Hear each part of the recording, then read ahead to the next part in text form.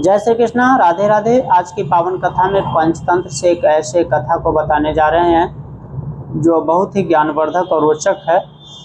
इस कथा को सुनने से आपके अंदर एक जिज्ञासा उत्पन्न होगी और आप यह सहज निर्णय कर पाएंगे कि बुद्धि श्रेष्ठ है या बल श्रेष्ठ है, क्योंकि इस कथा में बुद्धि की श्रेष्ठता को महत्व दिया गया है और स्वाभाविक रूप से ऐसा है भी, बल से ज़्यादा श्रेष्ठ बुद्धि है। तो आइए इस कथा को सुनते हैं। इससे पहले अगर आपने चैनल को सब्सक्राइब नहीं किया है तो कृपया चैनल को सब्सक्राइब कर लीजिए ताकि आने वाली हर धार्मिक कथा सबसे पहले आप तक पहुंचे। एक बहुत ही घना और बिहड़ जंगल था। उस जंगल में भसुरक नाम का एक सिंह रहता था, शेर रहता था।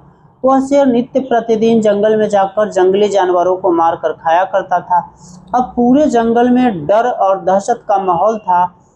कभी भी शेर निकलता और किसी भी जंगली जानवर को मारकर खा लेता। कई बार तो वह दिन में 2 बार 3 बार निकलता जब उसे भूख लगती, और तब वह किसी जंगली जानवर का आखेट करके पकड़ के खा लेता। इससे जंगली जानवरों में एक भय व्याप्त हो गया। इधर जंगल में सभी जानवरों ने एक आपस में सभा की।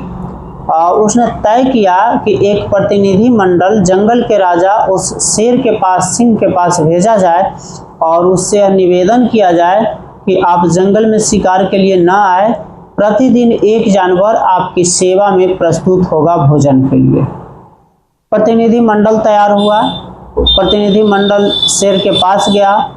उसने अपना प्रस्ताव सुनाया और निवेदन किया कि महाराज, आपके जंगल में घूमने से, विचरण करने से हम सभी जंगली जानवर लोग डर जाते हैं, दहशत उत्पन्न हो जाता है। इसीलिए आप जंगल में भ्रमण करने के लिए न जाया करें। हम लोग स्वयं एक जानवर प्रतिदिन आपकी सेवा में भोजन के रूप में उपस्थित हो जाएंगे। शेर ने मन में विचार किया कि जंगल में घूमना पड़ता है, आखेट करना पड़ता है, तब जाकर जंगली जानवरों का शिकार हो पाता है।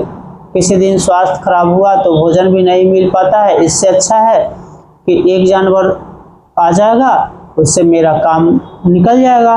तो उसने अपनी हामी भर दी, स्वीकृति दे दी। अब प्रतिनिधि मंडल वापस आ गए। उस दिन के बाद नित्य प्रतिदिन सभी जानवरों ने तय किया कि एक एक करके किसी को भी भेजा जाए। अपने में एक क्रम बनाया कि आज इसका बारी, कल उसका बारी, परसों उसका बारी, इस तरह से क्रम बनाया। अब क्रम के हिसाब से प्रतिदिन एक जानवर शेर की सेवा में जाते, शेर उसे मारकर खा जाता। शेर को भी फायदा होने लगा कि बैठे बैठे भोजन मिलने लगा।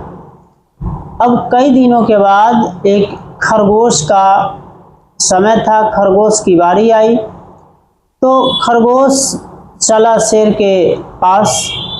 अब खरगोश को मरने से बहुत डर था। वह मन ही मन अंदर से भयभीत हो रहा था कि आज तो शेर मुझे मारकर खा जाएगा, आज मेरे जीवन का अंतिम समय है, आखिरी पल है। इसलिए वह विचारते हुए जा रहा था कि कोई ऐसी कार्य योजना बने, उसके दिमाग में कोई ऐसी बुद्धि आए कि वह शेर को पराजित कर सके। आधा जंगल में वह पहुंच गया था तो शेर के पास, तो उसके मन में एक कार्य योजना आई। उसे पास में ही एक कुआं दिखाई दिया। कुएं के अंदर झांक कर देखा तो उस खरगोश को अपनी परछाई दिखाई पड़ी। अब खरगोश के मन में एक बिजली सी कौंध गई। उसके दिमाग में एक नया विचार आया और वह शेर के पास प्रस्तुत हुआ।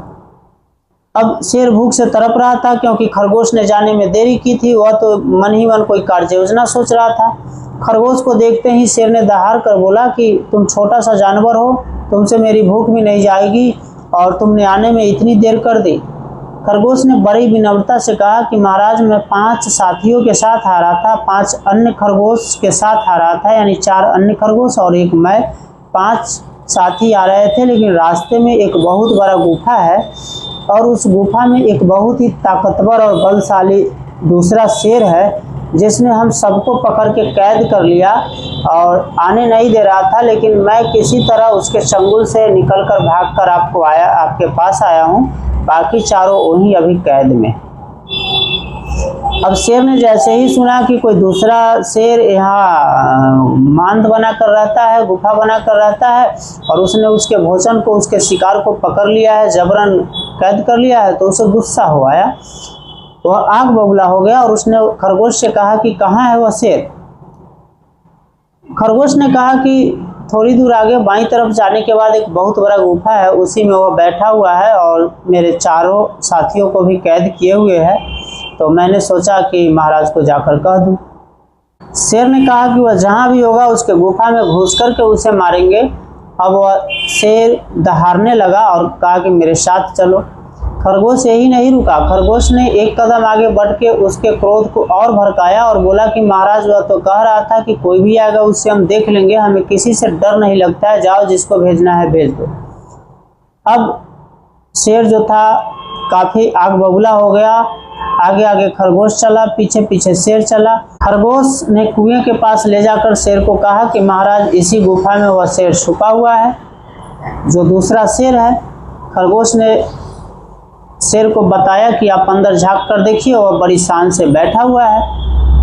अब इस शेर ने कुएं के अंदर जब झांक कर देखा तो इसे अपनी प्रतिबिंब दिखाई दी। इसे लगा कि कोई दूसरा शेर उस गुफा के अंदर बैठा हुआ है, तो इसने गरजा। अब जोर से गरजने के कारण इसकी ही प्रतिध्वनि वापस इसे सुनाई दी, तो इस शेर को लगा कि अंदर बैठा हुआ शेर मुझे ललकार रहा है।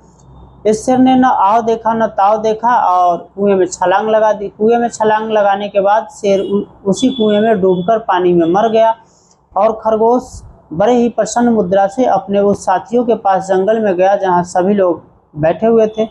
जाकर उसने यह कथा बताई कि उसने अपनी बुद्धि से किस तरह से शेर को मार दिया है और उन लोगों का शत्रु सदा के लिए खत्म हो गया है। तो कहने का मतलब है कि आपके पास जितना भी बल हो अच्छी बात है, बल होना भी अच्छी बात है, लेकिन बल के साथ बुद्धि होना चाहिए, तभी आपके बल की सार्थकता है।